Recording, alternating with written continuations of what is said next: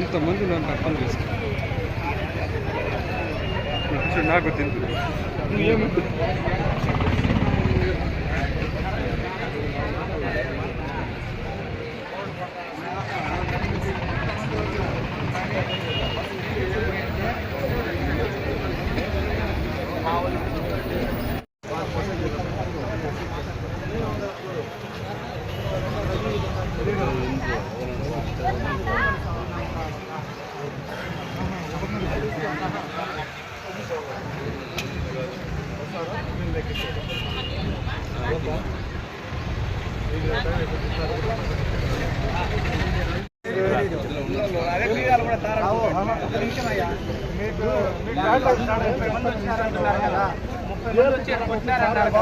ముప్పై మందిలో వచ్చి ఎవరు కొట్టినారు, ఎందుకైంది అదన్నా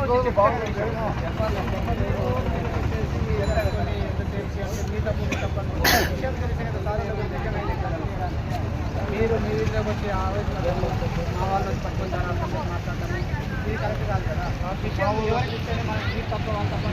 అంటే వచ్చినారు వీళ్ళు పిల్లోళ్ళు ఇద్దరు వచ్చినారు, మా పిల్లోళ్ళు ఒక పిల్లోడు మా తమ్ముడు కొడుకోడు, ఇంకో పిల్లోడు కూడా ఇద్దరు వచ్చినారు. బండి నిలబెట్టినాడు, మా తమ్ముడు కూడా దిగి ఇంటికి వెళ్ళిపోయినాడు. వాడి ఇంటికి పోయాక ఇంకో పిల్లోడు బండిలో కూర్చోన్నాడు. సరే ఆ పక్క 2 బండ్లు వచ్చి నిలిచాయి, ఆ పక్క 4 బండ్లు వచ్చి నిలిచినాయి. స్కూటీలు పెద్ద బండ్లు 4 వచ్చినాయి. 8 మంది ఆ పక్క ఉన్నారు, ఈ పక్క 4 పిల్లలు ఉన్నారు. సరే అనేసి వీడు ఇట్లా ఇంటికి వెళ్ళిపోయినాడు. ఇంటికి వెళ్ళిపోతాడు, ఆ పిల్లోడు ఎవరో నాకు తెలియదు, వాళ్ళ క్లాస్మేట్ ఎవరో తెలియదు. వచ్చి ఆ బండ్లోనే కూర్చోమన్నాడు. బండిలో కూర్చోమనగానే 6 మంది వచ్చినారు. వాళ్ళు ఆ పక్కనకే 2 వచ్చినారు, ఈ పక్కన 4 వచ్చి 6 మంది వాడు బండిలోనిక కాలు ఎడ కింద పెట్టలేదు, బండిలోనే కూర్చోమన్నాడు. 6 మంది పట్టుకొని కొట్టినారు వాడిని. 6 మంది కొట్టినారు.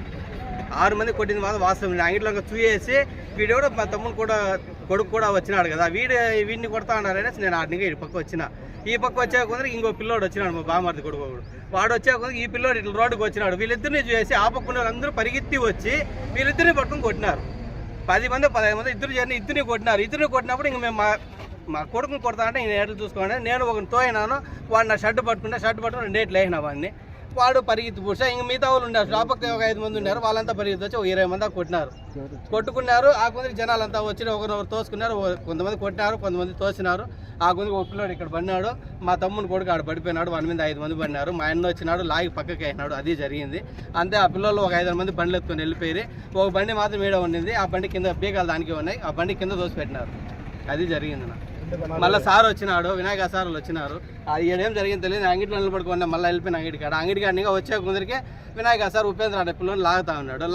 ఆడవాళ్ళందరూ వాడిని ఎందుకు లాగుతా ఉన్నావు, గలాట జరిగింది ఎవరిది, పిల్లలు గలాడికి వాడిని లాగుతా ఉన్నావని తోసుకున్నారు. మళ్ళీ నేను సార్కి చెప్పినాను, వినాయక సార్కి చెప్పినా.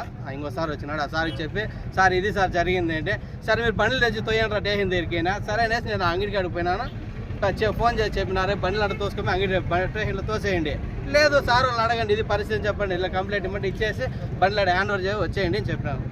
ఆ కొందరికి జరిగింది ఇది మ్యాటర్. కంప్లైంట్ ఇవ్వలేదు, మెయిన్ మ్యాటర్ మాది, అది తప్పు. ఏరంటే బండ్లు ఉన్నాయి కదా, వాళ్ళు పెద్దవాళ్ళని పిలుచుకొని వస్తారు, సమాధానం చేస్తారు అనుకున్నాము. ఎందుకంటే కాలేజీ పిల్లోళ్ళు ఇది మాతో పరంపోకులు లెక్క ఏదో ఉండేవాళ్ళు అయితే పర్వాలేదు. కాలేజీ పిల్లోళ్ళకి ఏం తెలుస్తుంది? ఈ పొద్దు నేను కొడతాను, రేపు నువ్వు 4 నేర్చుకుని నన్ను కొడతావు, ఇట్లుంటుంది అనేసి వాళ్ళు పెద్దోళ్ళు ఎవరైనా పిలుచుకొని వస్తే చెప్తాము అనుకుంటే ఆ లోపల ఒక ఆయన మా వీధికి నీళ్ళు వదులుతున్నాడు.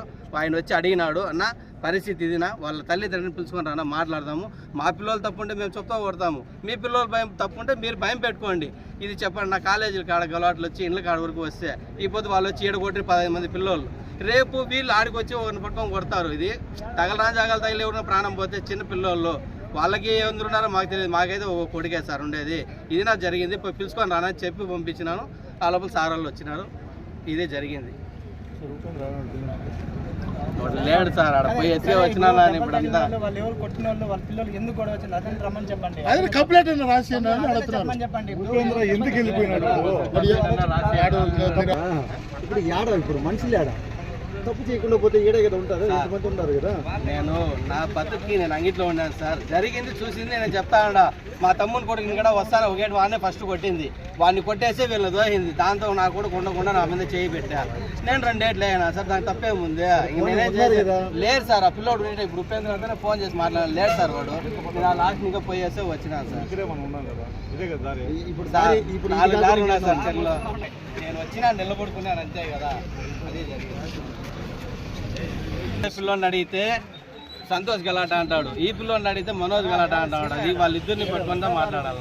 అది వాళ్ళిద్దరు మాకు ఎందుకని కదా తెలియదు, ఎవరు చెప్పలేదు. ఇంకా చెప్తే కదా మనకు తెలుస్తుంది. విచారిస్తేనే మేము ఇప్పుడైతే చేయలేము. ఇంకా సాయంత్రం అట్లా పుస్తకం పెట్టే పొట్టి ఏదో గిట్ట ఏదో అడిగితే అది ఎందువల్ల కాలేజీ గలాటే. ఏ కాలేజ్? ఏ కాలేజ్? పర్లేదు, తప్పే. పరీక్ష రాసేకి ఎక్కడో పోయింది, వస్తా ఉంటే వస్తా పోతా చేయి తగిలేదా సార్ అది అన్నారు. అది సరే, మన ఇంటికాడ వాళ్ళు వచ్చి కొట్టినారు. అలాంటప్పుడు మనం కూడా సార్ వాళ్ళకి చెప్పాలి. అది ఇప్పుడేమవుతుంది? ఇప్పుడు ఏం లెక్కాచారం వచ్చింది? చెక్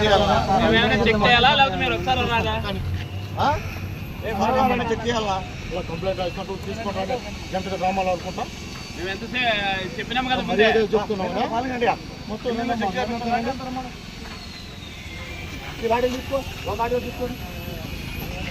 కనకార్యంలో చూసుకుంటున్నాడు.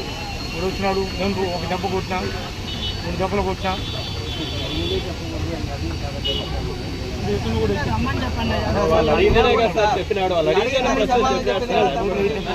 ఏం చెప్తాను? ఉన్నాళ్ళ ఫస్ట్ లాస్ట్ వరకు నువ్వే చెప్తావు. ఏం చెప్తావు? ఇప్పుడు చెప్పినా అందరికీ ఇప్పుడు ఏం చెప్తావు? దాని రమ్మన్నమ్మా.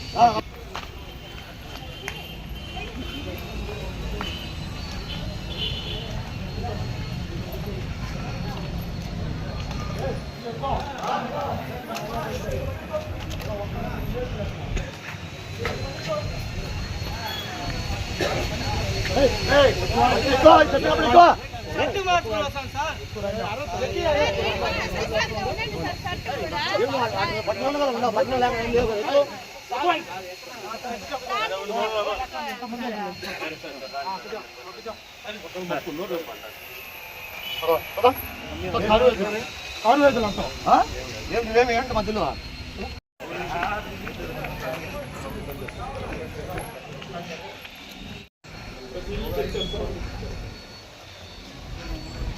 కొంచెం లేడీస్ని ఐడెంటిఫై చేయడమ్మా. లేడీస్ని ఎత్తుకుంటాం. ఎవరైతే ఇది చేస్తారో వాళ్ళు ఎత్తుకుంటారు. వీడియో ఓపెన్ చేయి, వీడియో చేసుకోండి. మొత్తం చెక్ చేయాలా? ప్రతి ఒక్కరిలో చెక్ చేయండి అమ్మా.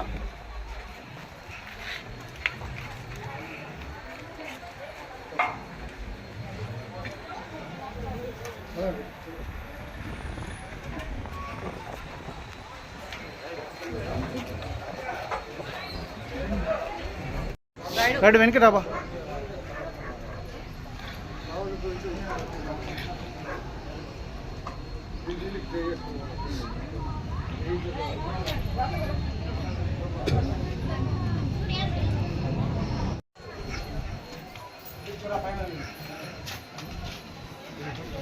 ఇప్పుడు వాళ్ళు ఇల్లు ఐడెంటిటీ ఇచ్చేసి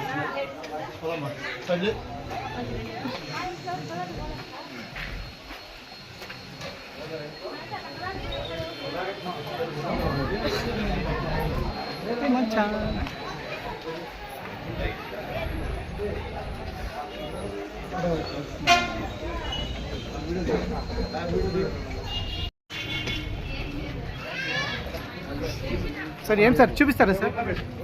సార్ సార్ జీవులో పెట్టి వెనకాల లోపల పెట్టి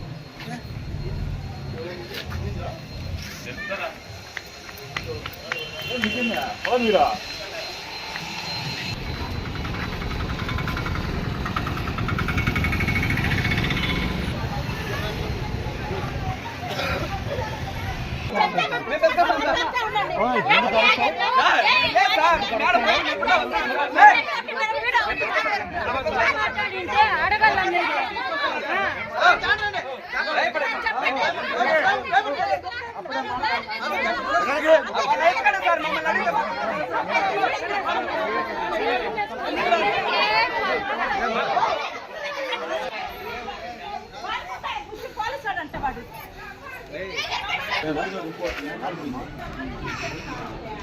పంపిస్తే ఏమవుతుంది?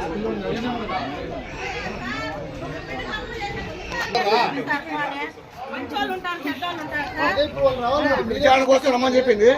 విచారణ కోసమే తీసుకోమని విచారణ కోసం తీసుకోమయ్యింది. వచ్చి చెప్తారండి పోలీసులకు వచ్చి మీరు చెప్పండి. ఇది వచ్చి పోలీసులకు చెప్పండి. ఈ మట్టా సాచుకోండి, ఈ మట్టా సాచుకోండి. నేను చెప్తాను అడ్రస్ సాచుకోండి.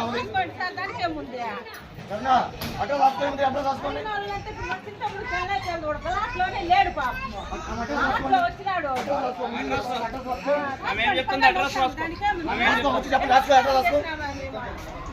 ఒకటి 10 మంది సపోర్ట్ వచ్చేది కావాలని చేస్తాడు అంతా.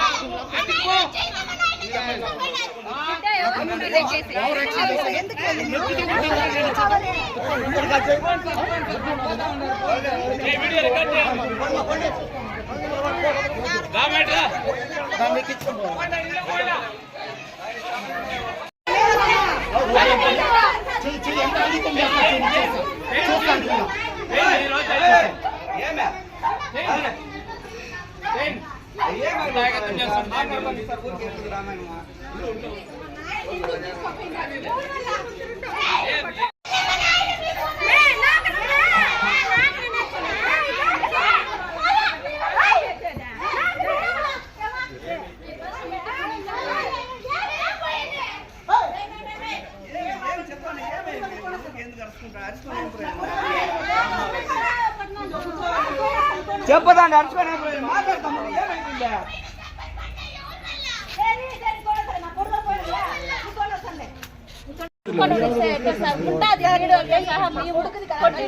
మాట్లాడింది అంతా మా దగ్గర ఉంటుంది.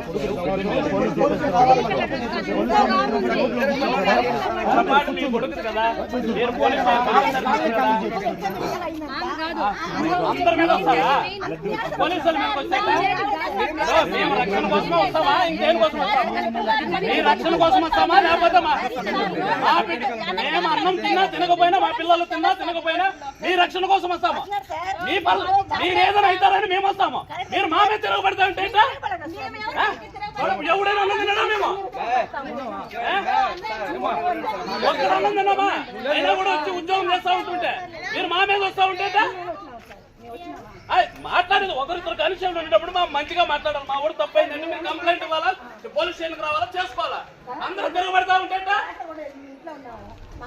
ఏందమ్మా ఇంత ఇప్పుడు మీరు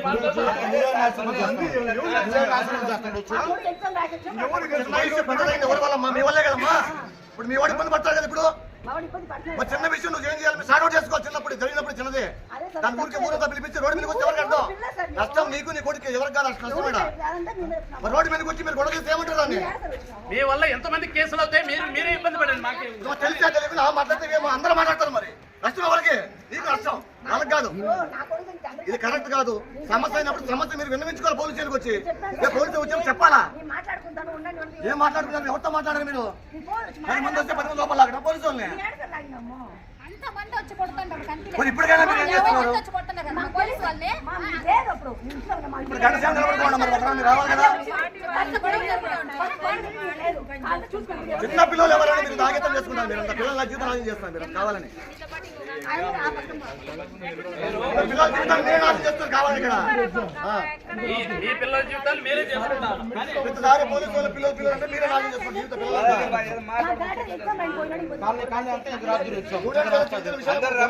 వదిలేదని సరే మాకు చెప్పాలి వచ్చి. ఇప్పుడు మీ వల్ల కూడా వస్తారండి. మీరే చేసుకోవాలి. మీరే అన్ని చెప్తారు. మీరే అమ్మాయి చెప్తారు. మీరే గొడవ మీరే కొట్టుకోవాలని చెప్తారు. వాళ్ళు మీ కంటే మీరు తెచ్చుకోవాలి. మళ్ళీ మీరు పోలీసులు ఏమంటారు? అది మీరు కాదమ్మా, మీరుతో పాటు మరో 10 మంది ఏమనేది అలా కానీ ఏడో కూర్చుంటాం. ఏమైతే సమస్య చెప్పాలి. దానికి వచ్చి ఇక్కడ నుంచి రోడ్డు పైన వచ్చాము. పని మరి మీరు బయటకు వచ్చారా? చెప్పాలి కదా. గ్యాప్ లో అన్నా మీ పెద్ద మనుషులు చెప్తున్నా పోలీసు పొమ్మని. మీ పెద్ద మనుషులు గంట రాబడి పోదాం. వాళ్ళ ఊరికి నిలబెట్టాడు ఏం ప్రయోజనం? అంటే మీరు గొడవ చేస్తాను పెడతారు. పోలీసులు రావడం ఇంకా ఎదుటి వెళ్ళిపోతుంది. ఇది అలవాటు అయిపోయింది మీకంతా. చెప్పాలి ఉద్దేశంతో ఎన్నోసార్లు ఆలోచిస్తాం. వాళ్ళు చదువుకునే పిల్లలు ఎఫ్ఐఆర్లు అయితే ఇబ్బంది పడతారని ఏదో ఒకటి మాట్లాడతాం. మీరు ఇదంతా చేసుకొని కేసులు పెట్టించుకోండి. కానీ అండి తిరగండి. నాన్ బెయిలబుల్ కేసులు తిరగండి. ఎవరైనా సహా జరుగుతారు. ఇంకటి నుంచి మా బతుకులు మిగతా వాళ్ళ బతుకులు కూడా అట్టే ఉండాలని కోరుకుంటున్నారు. కాదండి మీ కర్మకి మీరే బాధ్యులు. ఎవడు చేస్తాడు ఎఫ్ఐఆర్లు అయితే? ఎవడు ఇస్తాడు ఉద్యోగం? ఈవెన్ ప్రైవేట్ కంపెనీలో పోవాలంటే మీరు ఇంకా ఎఫ్ఐఆర్లు ఉంటాయి. ఆడొస్తాయి. దానికి మరి 10 మంది ఆడాలి.